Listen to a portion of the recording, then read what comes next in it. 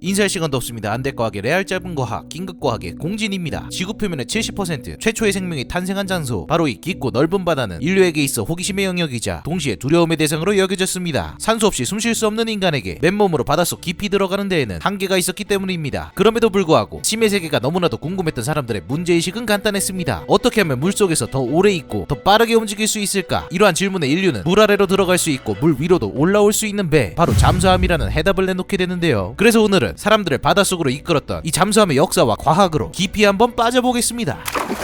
1869년 SF 소설의 선구자 줄 베른이 발표한 해저 2만리가 세상에 처음 그 모습을 드러냈습니다. 해저 세계를 유유히 떠도는 홀쭉한 원통형의 최첨단 잠수함 노틸러스호에 관한 모험담을 보고 사람들은 생전 듣도 보도 못한 잠수함이란 존재를 그저 막연하게만 여기고 있었습니다. 물론 이 상상 속에 잠수하는 배가 나타나기 훨씬 전부터 멀고 먼 과거의 고대인들은 잠수를 시도해왔는데요. 바닷속 진주를 채취하기 위해 줄 끝에 돌을 매달아 그 위에 올라서서 잠수한 기록이 있는가 하면 고대 국가 간의 해전에서 잠수사를 활용해 직선의 바닥에 구멍을 뚫는 등 군사적 목적으로도 이용된 기록이 남겨져 있지요. 이처럼 수단과 방법을 가리지 않고 인간은 잠수하기 위한 기술을 발전시켰고, 시간이 흘러 잠수함의 발판이 된 잠수정이 등장하게 됩니다. 1578년 영국의 수학자 윌리엄 본이 제안한 배의 중심을 지켜주는 선체 하단 부분에 물탱크, 일명 밸러스트 탱크가 적용된 잠수정이 그것인데요. 물을 채우면 가라앉고 고압 공기를 이용해 물을 배출하면 떠오르는 것이 이 밸러스트 탱크의 원리였습니다. 그에 따라 윌리엄 본은 선체 좌우연에 구멍을 낸 가죽 주머니를 부착했습니다. 해수가 유입되면 잠수정이 물속에 가라앉고, 반대로 가죽 주머니를 압축해 해수를 배출하면 물 위로 떠오를 수 있도록 설계한 것이었습니다. 선체 중앙에는 외부의 공기가 들어올 수 있도록 길쭉한 관을 세웠고, 나머지 내부는 2층으로 나눠 상부에는 사람을, 하부에는 화물이 들어갈 공간을 만들어 주었죠. 윌리엄 본의 선구적인 잠수정 이후 다양한 잠수정들이 등장하기 시작합니다. 대표적으로 꼽히는 두 가지 잠수정 중 하나는 12개의 노를 달아 자체 노가다로 자망하는 네덜란드 과학자 르넬리스 드레벨의 잠수정, 다른 하나는 전시 상황에 투입된 최초의 공격 잠수정으로 당시 독립전쟁 중 미국의 발명가 데이비드 부시넬의 손에서 탄생한 것이었습니다. 먼저 드레벨의 잠수정은 수중에서 움직일 수 있는 최초의 배였습니다. 드레벨은 잠수정을 제작하며 물의 유입을 막기 위해 기름 묻은 가죽으로 배 위를 덮었고, 좌우로 12개의 노를 설치해 자체 추진 동력으로 잠함하도록 했습니다. 그 결과 당시 국왕인 제임스 1세와 런던 시민들 앞에서 수심 4m 아래로 잠항한 뒤 웨스트민스터부터 그리니치까지 약 10km의 거리를 항해하는 놀라운 수중항해를 선보이며 템즈강 현장을 핫하게 만들었죠. 더 놀라운 사실은 밀폐된 수중 공간에서 산소 부족 문제와 탄산가스 증가로 인한 공기정화 문제를 해결하기 위해 드레벨이 비밀 화학액체를 사용했다는 것입니다. 아직까지도 산소 성분이 포함된 화학물질인 것으로 추측될 뿐 정확한 사실은 드러나지 않았습니다만, 결과적으로 수중에서 공기정화가 가능하다는 걸 보여준 사례가 되었습니다. 반면 터트리라 불린 데이비드 부시넬의 잠수정은 적의 뒤통수를 노리기 위해 만들어진 공격용 잠수정이었습니다. 전체적으로 달걀을 떠올리게 만드는 형태의 혼술, 혼밥도 아니고 혼잡이 가능한 1인승 잠수정이었지요. 터틀 역시 사람이 직접 발로 주스 밸브를 조작하면서 물을 유입시키는 형태로 자망하고, 두 개의 배수 펌프로 물을 배출시키면 다시 부상하는 방식이었습니다. 또한 선체 외부에 설치된 수평수직 프로펠러를 손으로 조작해 기동할 수 있었는데요. 한마디로 두 손 두 발 빠르게 움직여 적함의 밑바닥까지 다가가 선체에 달린 송곳으로 뚫어 포격을 설치하는 것이 부시넬이 떠올린 작전이었습니다. 미국 독립전쟁에 투입된 터틀은 호기로운 움직임으로 영국의 군함 이그로에 다가갔으나 밑바닥이 금속으로 둘러진 탓에 작전은 실패인 줄 알았는데, 돌아오는 길에 떨군 화약상자가 우연히 폭발하면서 어부지리로 수중 공격에 성공하게 됩니다. 이후 잠수정 연구자들은 사람이 직접 잠수정을 움직이는 건 한계가 있음을 깨닫게 되면서 세계 각국에선 증기나 전기를 이용한 기계식 추진장치가 포함된 잠수정을 내놓으며 경쟁했습니다. 그러던 중 1898년 현대 잠수함의 원형이라 볼 수 있는 최초의 근대적 잠수정 홀랜드호가 모습을 드러냅니다. 자망 중에는 전기를, 부상 중에는 석유를 쓰는 홀랜드호는 어뢰 발사관과 가파란포가 설치되어 군사력의 핵심으로 자리 잡았습니다. 높은 안전성과 신뢰성, 게다가 연비까지 좋은 홀랜드급 디젤 잠수함이 전 세계적으로 확산되는 가운데 곧이어 1차 세계대전이 일어나게 됩니다. 그때 두드러진 활약을 보인 메이드 바이 독일의 유보트. 독일은 이 유보트라는 잠수정을 풀어 영국군 선박만이 아니라 군수물자를 조달하던 선박까지 눈에 보이는 영국 선박은 모조리 공격하기 시작했습니다. 그러던 중 1914년 독일 해군이 유보트로 고작 1시간 만에 영국 순양함을 3척이나 격침시킨 사건이 발생했고, 현장에 있던 해군 참모총장 존 피셔는 당시를 회상하며 트라팔가 해전의 영웅 넬슨 제독이 평생 동안 수행한 전투에서 잃은 병사보다 이 사건으로 더 많은 병사들을 잃었다고 회고했지요. 그만큼 1차와 2차 세계대전 모두를 통틀어 가장 파괴력 있던 잠수함 유보트는 1914년부터 1918년까지 연합국과 중립국 선박 5,000척 이상을 침몰시켜 해전의 판도를 완전히 뒤바꾸게 되죠. 유보트에 의한 피해가 급속도로 늘자 이에 대처할 기술로 소나에 관한 연구가 활발해졌습니다. 개념에 대한 이해도 부족하고 기술도 미흡했던 시기였지만, 전쟁에서 얻은 경험과 센서와 전자공학의 발달에 힘입어 소나 기술은 상당한 상당한 진전을 이룰 수 있었지요. 특히 무리에선 레이더, 전자파 탐지기, 잠망경과 같은 비음향 센서로 표적 정보를 얻지만 수중에서는 오로지 귀로 듣고 싸워야 하는 잠수함에서 음향 정보를 수신하고 음파를 발사해 표적의 방위와 거리를 측정하는 소나는 제일 중요한 기술이라고 볼 수 있습니다. 발전하는 전투 체계와 소나 체계와 함께 천년 동안 1등만 할 줄 알았던 디젤 잠수함은 치명적인 단점이 서서히 드러났습니다. 기본적으로 큰 연료 탱크를 보호하기 위해 겹겹이 둘러싸다 보니 잠수함이 점점 무거워졌던 것이죠. 게다가 기름이 탈 때마다 없어지는 산소를 확보하는 시간과 비용까지 영향을 끼치면서 이를 대체할 더 강력하고 효율적인 에너지원이 필요했습니다. 그러던 2차 세계대전 중 원자폭탄의 힘을 몸소 체감한 미국은 잠수함을 움직일 새로운 동력으로 원자력을 선택하게 됩니다. 바로 1942년 수많은 천재과학자들이 모인 맨하탄 프로젝트 때문이었죠. 맨하탄 프로젝트는 독일의 핵 개발을 우려한 상대성 이론의 주인공 아인슈타인이 루즈벨트 대통령에게 보낸 편지에서 출발했습니다. 내용은 미국이 먼저 핵 개발을 선수쳐야 한다는 것이었고 그 결과 사상 최고이자 최악의 무기 원자폭탄이라는 결과를 낳고 말았지요. 그런데 이 맨하탄 프로젝트의 핵심이었던 핵무기 제조뿐만 아니라 과학자들은 큰돈이 들어가는 대형 프로젝트의 실패를 대비해 이러한 핵반응을 활용한 반영구적 에너지 체계, 즉 원자로를 따로 개발해왔습니다. 개발에 차질을 빚던 핵무기 제조와 달리 탄력이 붙은 원자로 개발은 예상보다 좋은 성과를 불렀고 이 과정에서 잠수함에 쓰일 원자로의 기초 설계까지 완성됩니다. 그렇게 배보다 배꼽이 커진 맨하탄 프로젝트 이후 디젤 잠수함에 뒤이어 보다 오래 해저를 덮을 수 있는 원자력 잠수함 노틸러스호가 탄생할 수 있었습니다. 당시 노틸러스호의 제작을 주도한 미 해군의 하이먼 리코버는 디젤 잠수함이 물 밖으로 얼굴을 내밀고 숨쉬는 물개라면 원자력 잠수함은 물속을 휘젓고 다니는 상어라고 자부했고 그에 걸맞게 노틸러스호는 북극해의 빙판을 가로질러 새로운 항로를 개척하는 그 위대한 첫 번째 임무를 거듭된 실패에도 불구하고 끝내 완수할 수 있었습니다. 한편 원자력 잠수함의 추진장치에 쓰이는 우라늄을 확보하는데 정치적 경제적 이유로 제한을 받는 국가들이 있었습니다. 그래서 이들은 기존에 전기로 추진하는 디젤 잠수함에서 수중 지속 시간을 향상시키기 위해 에어 인디펜던트 프로펄션, 바로 수중에서 공기의 유입 없이 전기를 발생시키는 추진 체계가 탑재된 디젤 잠수함으로 방향을 틀었습니다. 일반적으로 디젤 잠수함은 저속에서 3-4일, 최고 속도에서 1시간 정도만 기동할 수 있고 디젤 엔진에 필요한 공기를 빨아들이기 위해 하루 2-3차례 물 위로 나와야만 하는 한계가 있었는데요. 반면 AIP를 탑재한 디젤 잠수함은 내부에 저장된 수소와 산소 간 전기 화학 반응을 통해 자체적으로 에너지를 발생시키기 때문에 2-3주 정도를 수중에서 버틸 수 있었습니다. 일정한 해역에서 저속으로 은밀하게 움직여야 하는 정찰 임무에 딱 맞는 잠수함이었죠. 그러나 이러한 장점은 단점으로 작용하기도 했습니다. 원자로를 계속해서 가동하는 원자력 잠수함에 비해 확실히 소음은 적었지만 생존력이 더 중요한 실전에서는 원자력 잠수함이 유리할 수밖에 없었습니다. 그렇다면 AIP의 추진장치 개수를 늘리거나 크기를 더 크게 만드는 방식으로 출력을 높이면 되지 않을까 라고 물으실 수 있습니다. 하지만 그렇게 되면 수소나 산소 탱크를 더 많이 탑재하여 결과적으로 잠수함 크기를 키워야 하는 문제로 골치가 아파집니다. 때문에 현대에 이르러서도 연력하게 비약적인 발전이 일어나지 않는 이상 AIP 잠수함이 무한한 전력으로 수중을 오랫동안 빠르게 누비는 원자력 잠수함을 따라잡을 수는 없는 것입니다. 현재 대한민국도 큰 비용이 들어가는 핵 잠수함 대신 실효성 있는 비원자력 방식의 AIP 잠수함을 채택하고 있는데요. 그 중에서도 AIP 시스템의 일종의 연료전지를 사용하는 손흥민만큼 대단한 손원일급 잠수함 등판, 손원일급 잠수함에 쓰인 연료전지 시스템은 물의 전기분의 역반응, 즉 수소와 산소를 결합할 시 나오는 전기를 이용해 추진력을 얻습니다. 120kW의 출력을 내는 연료전지 2개가 탑재되어 약 2주간의 자망이 가능하다고도 알려졌죠. 장부고2라는 명칭으로 도입된 동부가 최초의 AIP 잠수함, 이 손원일급 잠수함은 기존의 209급 잠수함을 발전시킨 선체에 212급에 시키기 위한 소나 시스템과 연료전지 시스템을 적용하여 나온 독일제 214급 잠수함이었습니다. 한마디로 고성능의 212급과 시장성이 좋은 209급을 강화시켜 성공한 레어템이 바로 214급 잠수함입니다. 현재까지 해군은 항일 독립운동에 공헌하거나 광복 후 국가발전에 기여한 인물들의 이름을 붙인 총 9척의 손원일급 잠수함을 운영하며 다양한 군사훈련에서 뛰어난 순발력과 기동성, 은밀성을 입증해왔습니다. 2017년에 설치된 한미연합 해상훈련에서는 미 항모와 구축함 40여 척을 가상 격침시켜 무시무시한 성능을 발휘하기도 했는데요. 이후 우리나라 해군은 부단한 노력을 들여 독자적 설계를 통해 무려 3000톤급 잠수함 도산 안창호함을 선보였고 2020년에는 두 번째 도산 안창호급 잠수함 봉오동 천산리 전투를 승리로 이끈 독립군 안무장군의 이름을 빌리 안무함이 그 모습을 드러냈습니다. 이로써 대한민국도 잠수함 독자 설계와 건조 기술을 보유한 국가들과 어깨를 나란히 하게 된 것입니다.